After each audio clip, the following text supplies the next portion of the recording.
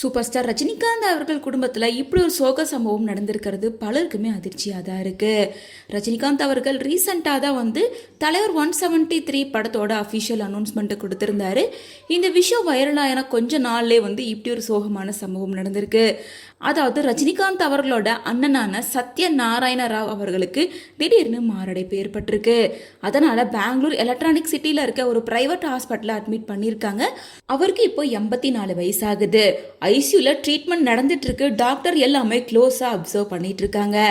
இந்த விஷயம் super star Rajinikanth அவர்களுக்கு தெரிய வந்ததுக்கு அப்புறமா தன்னோட அண்ணனை பார்க்கறதுக்காக சென்னையிலேருந்து உடனே பெங்களூர் கிளம்பி போயிருக்காரு. அங்கே டாக்டரை பார்த்து அவரோட ஹெல்த்தை பற்றி விசாரிச்சிருக்காரு. அப்போ எடுக்கப்பட்ட வீடியோ தான் இப்போ சோசியல் மீடியாவில் வைரல் ஆகிட்டு இருக்கு. ஏன்னா தன்னோட அண்ணாவுக்கு உடம்பு சரியில்லை அப்படிங்கிறனால பதட்டத்தோடையும் பயத்தோடையும் தான் அவர் ஹாஸ்பிட்டல் போயிருக்காரு. இதுக்கு முன்னாடி நிறைய ஈவெண்ட்டில் என்னோட அண்ணா எனக்கு அண்ணா கிடையாது, ஒரு அப்பாவோட ஸ்தானத்துலேருந்து எனக்கு வழிகாட்டியிருக்காரு, என்னோட ஒட்டுமொத்த குடும்பத்துக்கு அவர் ரொம்ப முக்கியமானவர் அப்படின்ற மாதிரி பல இடத்துல ஷேர் பண்ணியிருக்காரு. ஸோ அதனால் சூப்பர் ஸ்டார் ரஜினிகாந்த் அவர்களுக்கு இந்த மூமெண்ட் ரொம்ப கஷ்டமாக இருக்கும், பெயின்ஃபுல்லாக இருக்கும்.